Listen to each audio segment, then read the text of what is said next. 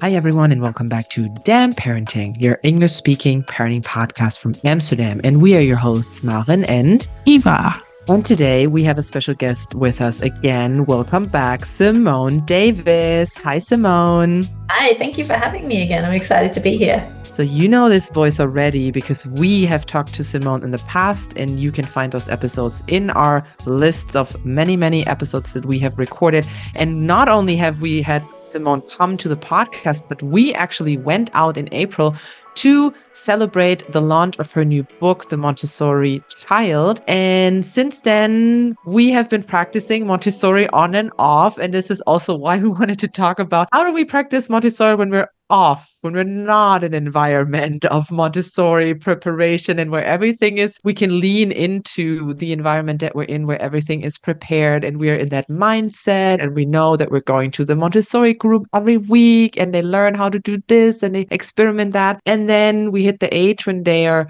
dropping out of this play group, and then we have a gap, and then we may go into a Montessori school. But then how do we maintain the Montessori spirit within us as parents, with our parenting, within our child? Because one of the things that I have already noticed is that all of a sudden my daughter forgot how to do things, and I'm like, you've done this in Montessori playgroup when you were 2. Now you're 4. So you can do it. I know. Because it's so easy in your daily life. Like, oh, let me just quickly smear that. Let me just quickly do that. And let me just empty the dishwasher let's do the whole thing quick. But then you pay the price. So this is why we wanted to invite Simone back to talk about how can we foster the Montessori spirit? How can we really remind ourselves of this? And how can we go back to integrating the Montessori way of parenting and raising our children into our daily lives when at the same time we want to do everything quick and efficient? I guess that's the gist of this episode. It's so true. And I think probably that's your key words is slow down. Like, what are we rushing for? Mm-hmm. Because we need to slow down what our expectations are, involving them when we can. And obviously parents who work and they need to transition to home. I'm not saying start Montessori then when you've walked in the door after a busy day at work, but on the weekends, you're spending time with your family anyway. So why don't we go at a slower pace and follow our child more? Or one of my favorite things to do with kids, if you're not in a Montessori setting, is just to go for a walk that's led by them. And we're so used to, we're going to the Albert Heijn, or we're going to the Boss, or we're going somewhere. But actually, what about if we just walk to the end of the street? And because on the way we stopped and found a feather, and I wonder where that feather came from. And maybe we could write the note so we could look up what bird that feather comes from. And you can take the learning in a very natural, hands-on way still, because they're still sensorial learners in the first 6 years where they're touching, feeling, exploring the world with their senses. And when they start to transition 5.5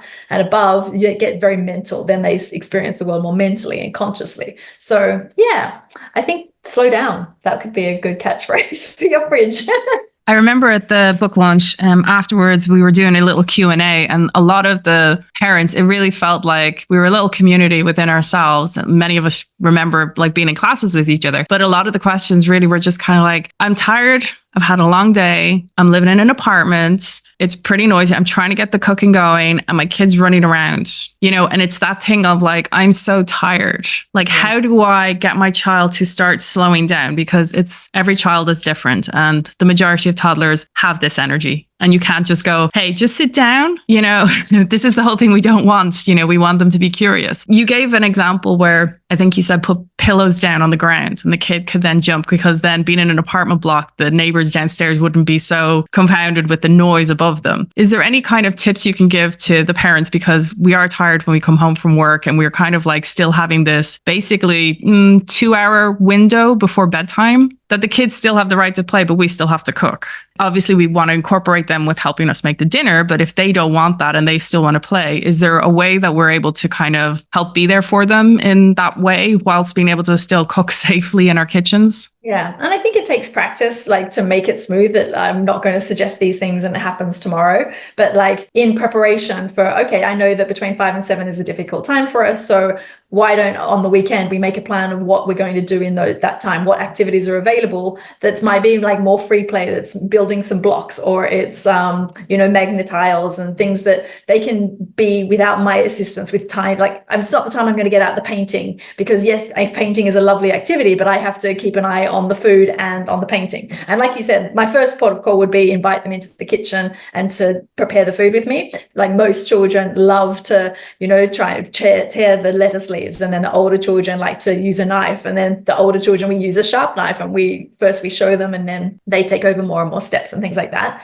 But some days my kids did not want to be in the kitchen and everything, but we had kind of like chill out activities. Like, there was baskets with books that they liked, there was musical instruments that they could bang. I particularly have a highly active kid that I could set up an obstacle course every day, from the things in my apartment, taking the cushions off the couch to be islands one day, or propping them up and making them vertical so they have to climb over them the next day. Or if you've got a rug, then you can roll up the rug and they make it into like a balance beam, and they have to balance on that. Like, the floor is lava, and then the next day you use that rug, it's out flat, but then they will walk around the perimeter, I don't know, number of times. Or washi tape I really love as well, because you can stick it on your floor, and as long as you don't have floors that are too sensitive, you can make zigzag lines that they love to try and balance along. Or hopscotch, and so many different kind of things. So I try to do this not in the moment when I'm trying to cook, but in advance. I'm like, these are the tricky times, and these are the kinds of things that are available to us and to them. And so you can kind of have like, oh, we're not playing the such and such right now, but these are the other options that are available if you don't want them to be doing the noisiest things. Or there are also people who have maybe one earphone in their ear and one earphone not, so that they can maybe listen to some relaxing music, or they listen to a podcast, but they're still available. You're not switching off completely. So I just want to say, as a parent of a 4-year-old who goes through this every single week or every single day, as it were, and just kind of like, how do I do it? How do I do it? You've literally just, in the space of 90 seconds or whatever it is, just spat out like, 200 ideas of, you could do this, you could do this. Like, it comes so naturally to you. And I think that's where a major frustration for our parents in our community is because we kind of rely on some of the same, and our child gets different, but then you have to then invest time in investigation and creating, okay, what can I do? And I think that's where the parents get tired, and that's where the Montessori way kind of slopes down, and then you kind of just get a kind of frustration out of you, and then you're not mindful, and you're just kind of tired and lacking any energy. And so that's the kind of thing that it is. So I think just anyone listening to this right now, just write down every single thing Simone says, buy the washi tape, get those cushions out at have your rug ready or whatever. But I mean, they're so brilliant, so simple. And yet it's just the fact that our brains don't work that way still, because we're just, just functioning as it were. I do also have a list of activities for 0 to 3, but also for the 3 to 12-year-olds. And the 3 to 12-year-olds list is slightly different because it's based on someone's interest. And so you could just have that list printed off in your home, and then on the weekend go, what is my kid interested in right now? Oh yeah, at the moment they're really into space. And there's like just 5 or 6 activities that might be starting points that you could kind of set up and place in the house that they might want to explore. Or my kid's really into rainbows, or my kid's really into counting. And there's literally, you can just have a look and just glance down the list to see if there's one of the topics that kind of is taking their interest. And that, because yes, I work with children, I have for 20 years. So, and I have raised 2 children in the Montessori way. So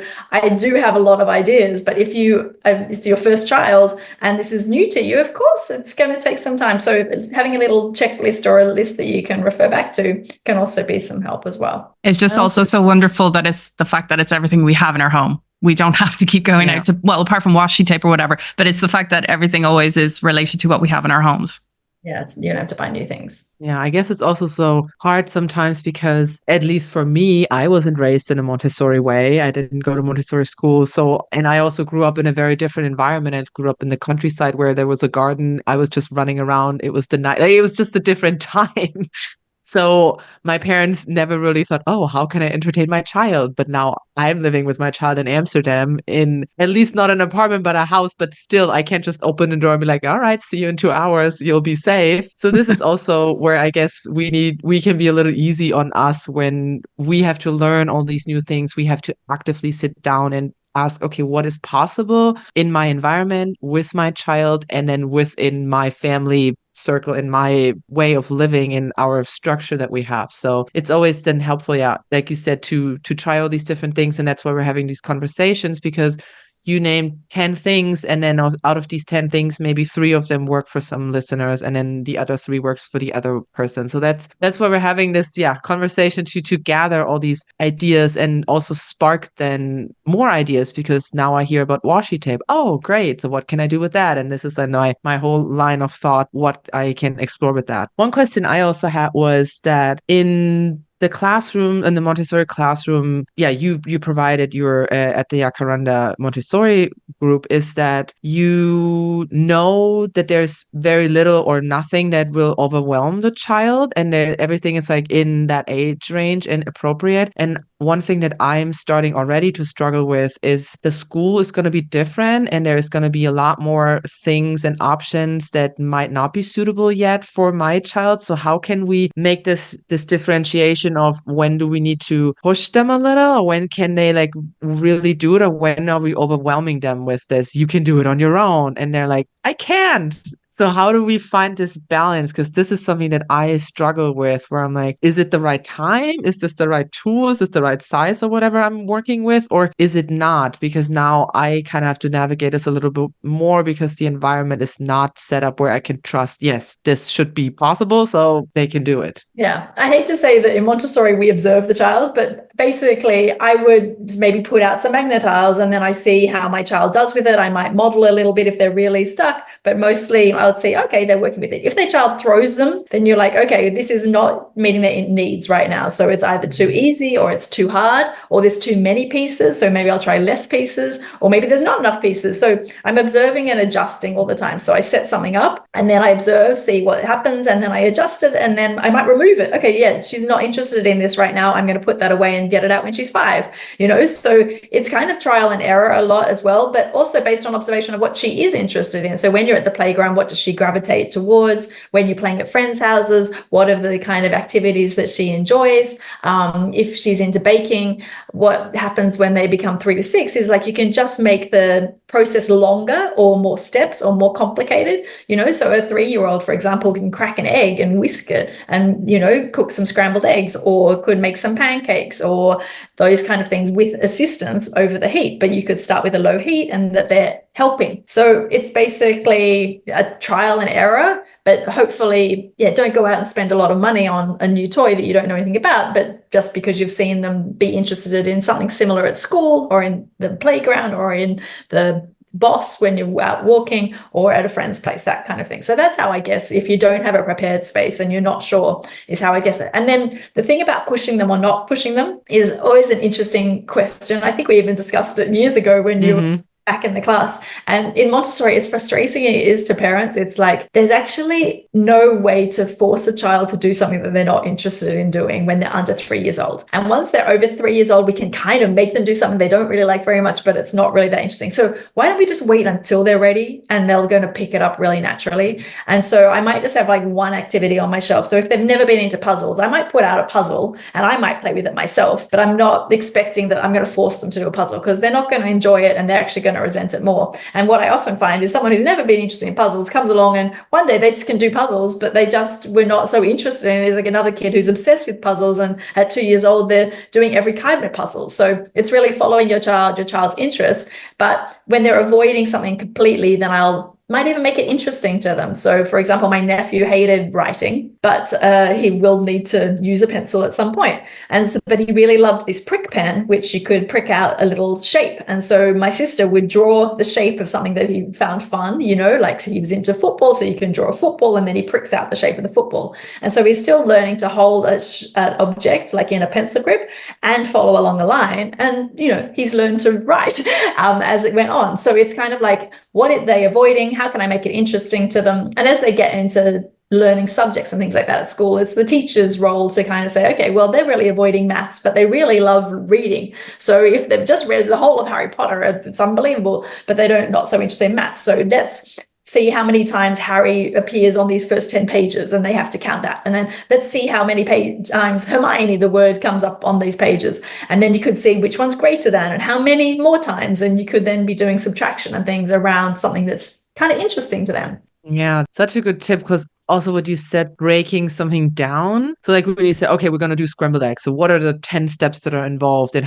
where can I really involve them, and what are the interests? And this is, again, then I need to slow down, observe the process. So yeah, like to me, this all makes sense. It's all intertwined. So yeah, that's a good tip, this whole breaking something down, because of course we as adults, we are already sometimes in this unconscious doing where we don't have to think about how we do scrambled eggs. We can do homework, do scrambled eggs while we are on the phone. But then really stepping down, like, okay, what are all the processes? We have to go to Albert Heijn. Like we have, like, really, what is it that goes into that? And then, like you said, lengthen it, or leaving stuff out, adding things, asking them. I'm already loving this.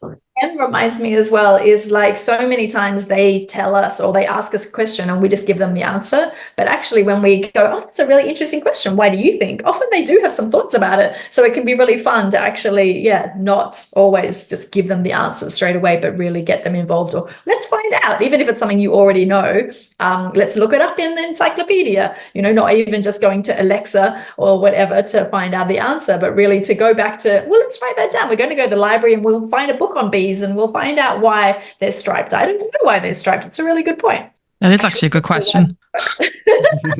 I do want to go back to what you were talking about there with Maren about the eggs. So you're cracking it. And I just want to ask on behalf of anxious parents everywhere, when it comes to the mess, the perfectionistic parent, it's not really, Montessori sometimes feels a little overwhelming for those who are kind of like, I need to kind of have a routine and I need to have something down. And so when we're trying to be mindful and we're trying to be in the moment and we're trying to give our child that learning and that experience, as it were, is there anything you can kind of give us guidance for, or wise words? I know it's a case of, hey, there was a famous scientist who basically was like, hey, an egg is only whatever, 20 cents, let the kid break it. It doesn't matter too much to you, like let them have the experience. But when it comes to trying to lead in a Montessori way in the kitchen with your child, when you're tired, as we said, you come back from work, you got to cook your meal and you're in that 2-hour stretch of, I've got to do this, but you also want to encompass them in that. Is there anything you can kind of say to us? Like, I know it'll get better, or it'll get easier, or they will learn to be able to crack that egg. Is there anything else you can kind of say, to give people the strength to carry on, I guess it would be? Okay, one thing is I would not do it when you're tired. If you're tending to like anxiety and things like that, it's like, when are you going to feel most relaxed? Because they're going to pick up that you feel anxious about this egg breaking or not breaking. I also have a phrase that I always say is, only put out as much as you want to clean up. So rather than taking out the dozen eggs, I'll take out one from the fridge and put that in a bowl. And then I'm going to show them first how I tap it on the side, and then I open it up and what happens. And then we go and get another one. But there's so much scaffolding, like we were talking about. You don't just kind of say, here's the egg, you do it, you're always tapping. Like you could even start with a boiled egg, for example, and how you peel a boiled egg is still, you start the cracking and you see how gentle it is and how you peel it off. And so that could be like a first step. Or cutting the top off a, hard boiled egg is also another way of working with eggs. And then have the things at the ready that you'll need if it does fall on the floor. So for example, okay, I'm going to use this paper towel, or I'm going to be happy to use this cloth.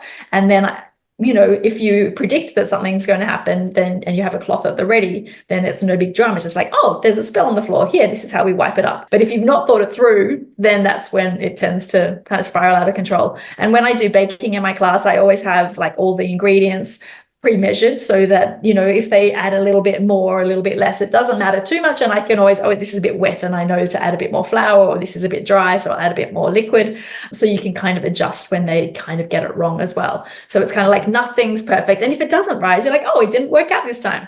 So you can also work on your own skills of like modeling mistakes, and that we learn from our mistakes, because that's something that a lot of us didn't learn, to be honest, because we were told at school, when you got it wrong, you didn't pass. You didn't got it wrong, you're dumb, you got it wrong. So we're having to unlearn that. So I think forgive yourself, and maybe you can actually have some self-talk when you notice the anxiety rising. Of course the anxiety is rising. This is something that we haven't done before, or that you're worried about the nest. Of course. And just be kind to yourself, your inner child, and talk yourself down. Okay, yeah, and deep breath, like, like shake out all the stress and like, okay. And you can even do that with your kid, because your kid might be really relaxed about cooking and you might not be. So you're like, you can help me. Look, Mum, I'm noticing that I'm getting really stressed right now. I'm going to shake out all the silly things. I'm worrying about an egg falling on the ground. That's so silly, and actually like talk to them about it, because otherwise it looks like we're this perfect parent, but actually we're not. We're all going through and have feelings that come up that might stress you out, but other things that you find very relaxing, like riding a horse, might stress someone else out, So it's just it's perfectly understandable. Something I just wanted to pick up there was the wording that you use. I think this is one of the things I really miss from being in your class. Hearing this like every week, just hearing the vocabulary, because then it stays within us. And that's, again, something that you were doing this summer, where you were doing the walks in the park, where once a month people were meeting up. And it's the fact that people could then kind of just have that community where it's just maintaining that vocabulary, which isn't in everyday life and which isn't a natural thing for many of us, like you say, where we were brought up in a different way, where the terminologies of you're stupid, or, all these kind of things if you make a mistake. Whereas I think that's the biggest thing, is the vocabulary that you use and the correct wording because these are the words that are going to be basically embedded into our children. And these are the words they're going to grow up with and hear inside their head, I guess, as it were. Is there any way that we could be a bar from following the Montessori notebook, the podcast itself, that where we can keep listening to this vocabulary? Is there something else we can do to enrich in it, or to help us with the words that we use for ourselves as well? Yeah, I think it's also finding like-minded people. Like you say, it's really lovely going to the park and walking with like-minded families. So there doesn't have to be Montessori families, but someone who you think, actually, I admire how they parent and I can learn from them. That is honestly, it's by practicing. The way I learned to talk this way, because I also had a very traditional background. I didn't grow up in a Montessori school or know any of this.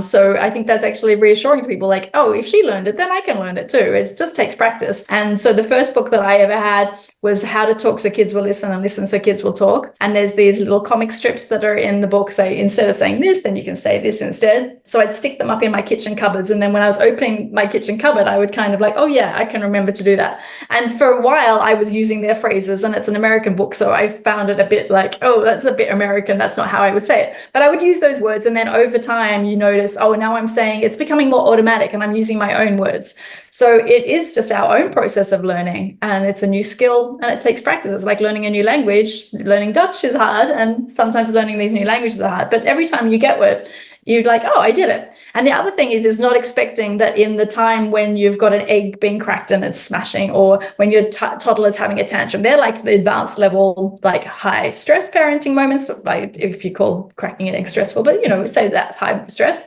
When you're just playing and you have a quiet couple of hours and you don't have lots of things on, that's when you can also practice, like encouraging them, having those conversations with Myron when we slow down, to ask them the questions about what they're thinking, and seeing what their ideas are leading and that kind of thing. We can do it in the kind of calmer moments. It's a bit like meditating. Like if you go on a meditation retreat, it's kind of easier to get into that space, because you're in maybe the forest and there's not a lot of chaos going on around you. And then you come back to the city and you're like, how do I keep the zen even when people are cutting me off in traffic, when I'm on my bike, and all those kind of things. So it's kind of like, give yourself some grace on the more difficult moments, and one day you might go, oh, they were having a tantrum and I managed to stay calm, so I should be like really pleased with myself. Yeah, and the biggest thing you said is practice. Again and again and again, and every time it gets easier. But because this is what I also then forget, where I'm like, so I'm going to show you once, you're going to observe it, and now you're going to do it, right? And it's going to work. And then we get frustrated because we forget how many millions of times have we cracked an egg and now we can crack it, or whatever, right? Or walk on the line, balance, hold, like they learn to walk, like all the things that we did give them time. Like I wasn't rushing my daughter. Oh, so, can you do the first 2 steps? I guess so. Walk to the end of the street now. But I was like, okay, we go to the chair and now we go 3 steps. Now we go 4 steps. Now we do this for a week. And now we go when reminding ourselves that we did have these times where we were following them because we knew, okay, it's not going to help if we grab their arm and run with them. They're not going to learn how to run or how to walk faster. That's just not how it happens. So reminding ourselves that all the things in life can be practiced and need to be practiced, and again and again and again. And then eventually we'll wake up and be like, oh, how did we get here? Absolutely. I think that's really beautiful that you recognize that it's a process, and why are we rushing it? that kind of thing. And I think it's easier, like you say, particularly under 3, to follow the child and think, well, they'll learn that eventually, you know. And we might be a little bit anxious that our child's not walking yet when their friend's walking, but most of the time we're like, okay, but they talk more and we can see that. But then you get to 3 to 6 and all of a sudden someone can read, or sometimes someone's interested and can count, and then you're like, oh, my child doesn't do that. And then you're like, do I push them to do that or not? And it's just like, okay, no, actually I just need to trust the child, you know, and that they're developing. And if you're concerned about any particular area of their development, you can always get support, you know. And if you think their vocabulary or their language isn't developing, you could see a logopedist or something like this. But you are always just tracking that there's development, but on their own pace. And then imagine when they get to elementary or middle, you know, the midbow and the bovenbow, and all of a sudden you're like stressed because everyone's at different levels. And instead, just again, knowing what works for your child and how you can help them build skills in the areas that they're not so strong in. And then you just keep going at their pace. And then they don't have to unlearn that stress of like, that you have to be something that you're not. I think also one of the things that research shows was when children are highly anxious, when they're in an anxious situation where the parent is constantly anxious, the children themselves will grow up with like a form of anxiety as well, because it's inbred on them. Like, you have to rush, you have to go to school, you know, we've got to get out of here, I got to get to work. Whereas that's the idea of Montessori, is kind of like slowing it down. And as you've correctly said, was a case of, I'm talking about Monday to Friday, coming home from work, trying to get the dinner ready and the kids are running around, and you're like, well, that's not the time then. Like, be realistic, you know, do it on the time that you have the time, the patience, the mindset. You know, I think that's also one of the things we think we have to be Montessori all the time. And I think that's also one of the issues many of us will have now that we've left your class and we're going to start in school, is a case of, well, we still have to be like this all the time. And it's to give ourselves grace to say, well,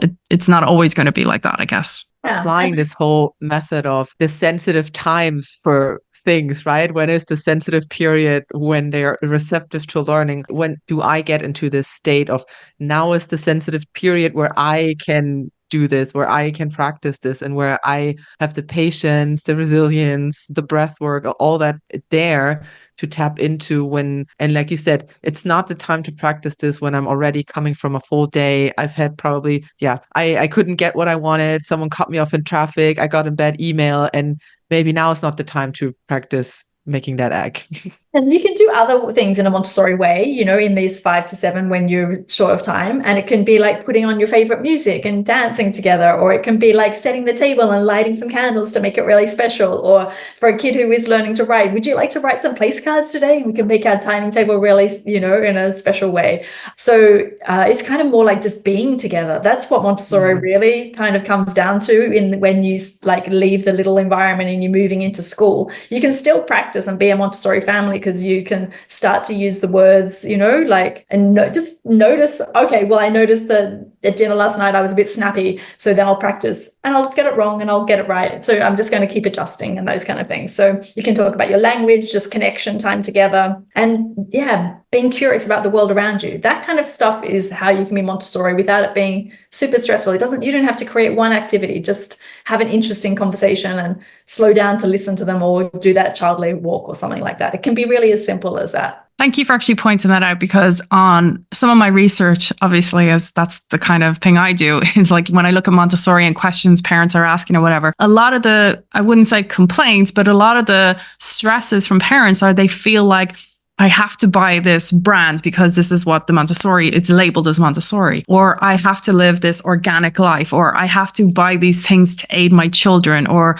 they feel the pressure to have the Montessori bed that they have to have, you know. And the thing is, they feel they have to have it because it's written online, it's suggested to you, whatever it might be. But I think the thing that you keep coming back to is just utilizing whatever's in your capacity, being flexible with your own time, and also being with the child and seeing where they're at. And I think that's one of the things, this conversation alone has been actually really nice to hear again, because of the questions and the answers reading from things I've read online. Was like, I was thinking about it, kind of like, where are they coming from? What are they at? Because for me, I miss the community aspect. But now hearing you talk about it is a case of, you don't have to buy into things. You just have to be present. And you also have to be realistic in this modern day and age of, what can I give you right now? And what can I give myself? And it's being an equal partnership of, I have to be Montessori for myself as well. I love that you mentioned the care of yourself as well, because Montessori, we have this phrase, follow the child. So often we think we're meant to be doing everything for our kid. But like going back to being an anxious parent in that moment when you're kind of trying to cook, it's like, actually, no, what's my needs and what's my child's needs, and how can we actually all have our needs met right now? So this can be more difficult. For example, if you have a really active kid and you're not such an active person, how are we both going to have our needs met? And I remember going to a workshop with one of my Montessori trainers, and she's like, well, why don't you go and sit in the park and you find a spot that you sit and you count them as they can like run around the tree as many times as possible. And you find a playground, if they're a kid that runs away, that's gated off so that you have some relaxation when you're actually out of the house. So how can you set yourself up for success, basically? And I thought that was so nice. It's like, yes, if I can't have my needs, I'm just going to parent from resentment. And that's not what my child needs to get, or guilt, or shame. And we don't need to pass that on to our kids. They want us to be having a fun time, and they want to be having a fun time. And actually, one tip as well, as your kids get older, they want you to come and play something. I really wasn't that great at the make-believe games where mama has to do this and papa does this, and you're meant to be doing all these things. But I wrote a list of things. These are all the things that I love doing with you. And it's building Lego, and it's baking, and it's going for a walk. And I had like a list of about 10 things. And so when they asked if they want, if they wanted to spend some time together, okay, cool, let's go get my list and see what it is. And like, board game, yes, I love board game. I'm up for board games anytime. So that also makes it more fun. They don't want me to be sitting there going, oh my gosh, this is the most boring thing ever. They want you also to be having a good time. If board games are not your thing, don't agree to that. Do like drawing or whatever your joy is that you intersects with what your kids are interested in. And that also nips this whole conversation or this whole storyline of like, oh, your kid gets whatever they want. They can always do whatever they want. Like, no, we'll find a compromise. We're doing this. And at the same time, we're at the park. They wanted to go to the park, but I'm not running around. I'm sitting here, enjoying my book, enjoying my Hugo coffee, whatever. And I'm having a great time. They're having a great time. And from the outside, it might look like we did it again. Like she got her way. She got out like this. But we as our ecosystem with our child know what's really going on. And I think this is when I was listening to you reminding myself that, and also when you said, Eva, Montessori always is the perception of it's only Montessori if we use certain products or certain things, but it's more about the attitude. That's what the Montessori is. And even if we're in an environment that's not quote unquote Montessori products, labels or whatever, we can still be Montessori with this because it's the attitude that comes into it. It's the questioning, it's the curiosity, it's the slowing down, the watching, the being in conversation with each other. And that's also what you said, Eva, like we are equals. I provide the guidelines that you're not going to get hurt, but you also have a say in things, and I'm going to listen to you, and we'll find our symbiosis in our ecosystem within the bigger picture. I've actually come to this thing now that even my daughter is actually repeating this back to me, is anytime there's a dangerous situation or she's going to jump or she's going to climb to the top, for the last, I don't know how long, if I tell her, this is actually another question I wanted to go to, if I have to say no to her, and if I'm like, no, get down, whatever, the phrase I actually end up using is, my number one job as your parent is to keep you safe. And the thing is, I keep saying that to her every time I have to say no, or I have to get her away, and she will fall down and she'll get upset and she'll have this silent moment of kind of having not a tantrum, but just kind of like being very upset because I said no to her. I started integrating this phrase of my number one job is to keep you safe, to the point that she's now repeated it back to me because of something else. And I'm like, oh, okay, that's really getting in there now. But so this is the next question I really want to ask you about, is the no. As Maren said, is like, Montessori is this, no rules barred, boundless energy, whatever the kid wants, they get. And it's actually like, it's not. There are boundaries, and Montessori is about keeping people in a safely protected environment, but allowing them the expression, the freedom, and the curiosity for them to grow. And so when we do have to say no, when we have to say no, that they can't go to the zoo, or they can't stay longer in the playground, or they can't go on the play date, or they can't have that ice cream that other kid is having right in front of their face, is there another way we can actually be able to say no in the correct way? Any phrases, key phrases that could help people? For a start, okay, correct. It's just a binary thing. It feels better to everybody maybe saying it this way. Does that make sense? Because you're absolutely different words, and it's not right or wrong. These are just suggestions. So take that as well. But yes, Montessori is definitely like freedom within limits. And people forget the limits part. And so then it becomes very laissez-faire parenting. And then actually you raise a child that doesn't understand other people and their environment. They only understand themselves. And Montessori is really actually somewhere much more in the middle. So, you know, not telling the other child what to do everything, and not laissez-faire parenting, but somewhere much more in the middle. And that means that, yes, I love also saying it's my job to keep you safe. And you'll be saying that when they're teenagers, it's my job to keep you safe. I'm not going to let you go to do that, but let's find a way that we can all, you know, that you can do something and be safe. The first thing I'd say, like when they don't get to go on that play date or whatever, I acknowledge their feelings. I say, oh yeah, it looks like you're really upset. You so wanted to go on that play date. And I stay there for as long as it takes for them to calm down, because I can't have a rational conversation with them when they're activated. You know, the prefrontal cortex is usually not, it's gone offline. So even if they're intentionally having a tantrum, or if they're having a tantrum because they've lost control, they still need to regulate themselves, and we can co-regulate with them. And so I just give them a lot of understanding. And I love having a notebook in my pocket, and I might even be able to write down, oh, you really want to have a play date with John, and we couldn't do it today because I had other plans. So I'm going to write it down so we can make an afspraak with John's family as soon as possible. And so we kind of write it down. And sometimes when you write it down, it's like, wow, you know, I feel so heard right now, that sometimes can be enough to like just acknowledge their feelings. And sometimes it takes half an hour because they had really big feelings that they were expecting something, and I've had expectations and things haven't worked out, and I can be disappointed too. But they also realize, oh right, like my family doesn't get angry at me when I'm having a hard time. They help me to calm myself back down, and then we get on our way. So that can be the same with any time that we have to say, no, you're getting too high on the tree, or yeah, it looks like you want to climb higher, and I'm worried because I can't get up the tree to help you right now. So let's make a plan that we'll come back with Opa. He's coming over soon, and he's taller than I am, and he'll be able to help you. But right now it's my job to keep you safe. Yeah. So you can kind of like tell them that it can't happen now, that they can do something else later. Or sometimes, for example, you go to the ice cream store and the ice cream store was closed. So that just, you can't do anything about it. You can't even make a compromise. You could write it down. You really want an ice cream, we'll write that down for next time. But in that moment, you just, like a young toddler having a tantrum, you just sit with them until they calm back down. And if they've actually broken anything, like kind of they're so angry that they've thrown something on the floor and it breaks, then, you know, we can, once they've calmed down, say, you know, when you were upset, you broke this, and now let's repair it. And then they see that when they do something wrong, they also make it better. So for example, if your child's hitting someone else, or yeah, they bite or something like that, then you kind of can make that repair, which is really important. It may not be that they can say sorry yet, like that's something that they will learn, but they can definitely see us helping them to make a repair, and that's really important for them too. I just want to say about your notebook, that's something from your class as well, that I could see that it always made the child feel important, that they were heard. And it's something that I would write down. But that was one thing I was wondering, is that the reason why your podcast is called The Montessori Notebook, is because of that little book you have, that you're like, this is very important because the child not only feels heard, they're listened to, they're recognized, they feel equal, they feel respected. Is that by any chance the thing that it is? Yeah, so that's one of the reasons I always have a notebook in my pocket, and I also use the notebook to write down things that I need to remember,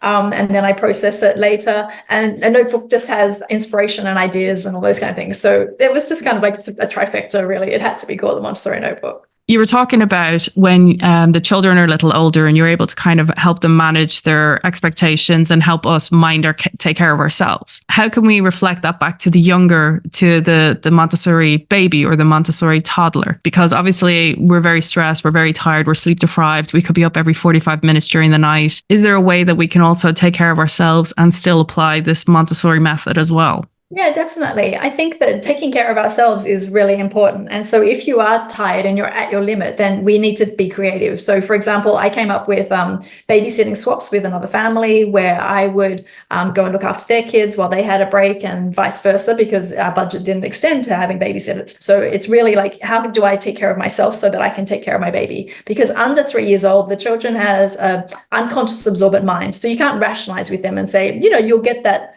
later. You know, that's not going to mean that much to them, but they do need someone who can, as much as possible, hold space, be kind and supportive as they need to calm down. And I'm not giving anyone a guilt trip. All of us have had times when we've lost our cool and those kind of things, and we can apologize, and that's really important too, is it's like when we're not perfect, when we mess up, then we can show our children that we apologize. But as much as possible, they have this unconscious absorbent mind where they're picking up attitudes and all those kind of things. So we want to, as much as possible, not taint this perfect thing, and there's nothing such thing as perfect, but we don't want to put in information about the election or that we're stressed about moving house, or that they're absorbing all of the stresses that come in our daily lives. As much as we possibly want to protect them from that, so they don't have to remove that later. And if we do, our shoes get dirty, we can clean the shoes, we will deal with it. But as much as possible, it's really nice to take care of ourselves. And if you don't have a partner, to find other people who can support you and be your community. And it might be your daycare, or it might be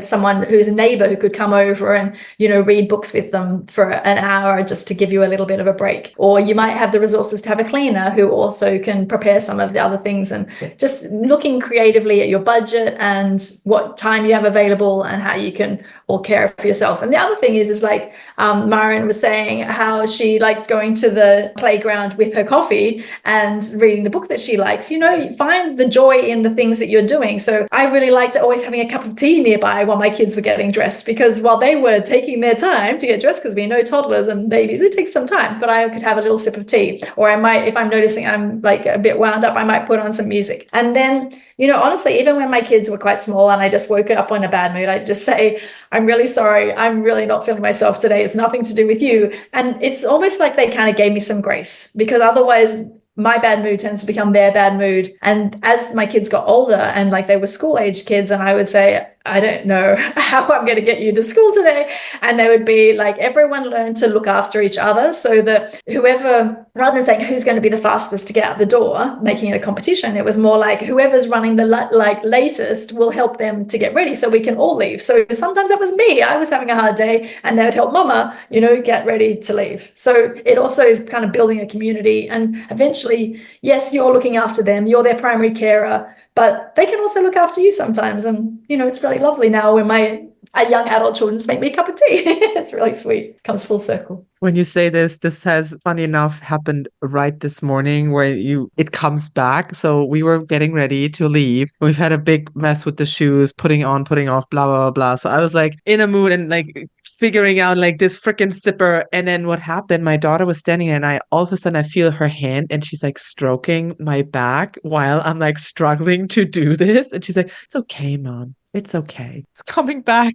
So it really is this whole, what you say, this sense of what we put into place and this nurturing, and we model it for them, and then they pick it up. And same also with facial expression. Sometimes I'm like, oh, you look very angry. You look very like this and this and that. And my daughter has also started doing this when I'm like concentrating, like, oh, are you very angry, Mama? Because you look, and then she makes her face like this. I'm like, oh, thank you for reminding me. I'm not angry. I was just like very concentrated, but thank you for letting me know. And then we changed the attitude and we changed this. So it's really, it does come back. It does at one point. I also want to say, though, that considering the conversations myself and Myron have had previously on the podcast, is the fact that you're now saying that the child is going to be part of our village. Yeah. And I think that's really kind of so amazing, because my God, like we have to fight tooth and nail, and we have to drag ourselves out with, breast milk stains all over our t-shirt. Hair hasn't been brushed in 4 days, and we're getting out there with a 3-month-old. And then it's a case of now, as myself and Myron are entering into the school years, it's a case of we are kind of getting that comeback of, oh, can you get me and they're like, yeah, sure. Or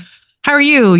These simple questions are what we're putting into our child is what we're going to be getting back. And so investing in our mental health, in this, taking care of ourselves through this way, in a very simplistic, as we said, it's utilizing everything that we already have. We don't have to buy all the brands. We don't have to buy everything that everyone recommends, but it's just the fact of just being mindful and being present and being practical, basically, So it's actually a really nice thing to think of. Our child is actually going to be now part of our village. Also, I love, there was one Montessori family who set up a little corner for rest in their home. And I thought that was so nice, because we're in this really fast-paced society when rest is like this dirty word because you weren't productive. And actually it's like, oh, there's a yoga mat there if you wanted, and a nice soft cushion, and, actually modeling that I am just taking a rest right now as much as you can, like keeping a quarter eye half open to see what your child's doing. But, you can model it from even just like the baby years, or if you're into meditation or yoga, actually them seeing you take care of yourself will actually help them become a more healthy, more rounded human. Yeah, I think it starts with us. Thank you so much, Simone, for sitting down with us and reminding us of how we can integrate the Montessori attitude and the Montessori way of parenting ourselves, our child, when we're not in particularly maybe prepared environment for this is Montessori and now we all know what to do, but how we can remind ourselves in our daily life when we're stressed, when we're not at the top of our games, we can still put these tools into practice and how they develop and how our children pick them up and how we can foster this whole idea of helping them to help themselves, basically, and help us in that same way. And how can we help us be more mindful, more Montessori, more slowed down, more creative and open-minded to whatever the situation present and not be sticking on, oh, this is how it has to be. And if it's not that, then it's not right. And then we're set up for failure if we're in that mindset. So thank you so much again. And if anyone else wants to listen back, we do already have another episode recorded with Simone where we also talked, of course, about the Montessori philosophy, a little bit more about the history, and of course also about her book. You could dive into a library of many, many episodes on Spotify, Apple Podcasts, wherever you get your podcasts, and also online. Of course, we are on Instagram, Damn Parenting Podcast, and we will link also all of Simone's information in the show notes. And of course, we will also prepare a post for you on Instagram where you can find additional information, how to get in touch with Simone, with us, and with the whole Montessori spirit. And if you want to support us, then make sure you like and subscribe to our channels. Share this episode with people who, especially maybe your family, who don't know what this whole Montessori spiel is all about and what these parents are doing these days. And you can forward this episode to get them or help themselves to get a little better understanding of what we are doing or what we are trying to do when we talk about how can we parent Montessori and how can we integrate this topic into our daily lives. And I guess with that, we'll wrap it up here. Thank you so much, Simone, for coming on again. Thank you, Simone. Thanks, Eva. Bye.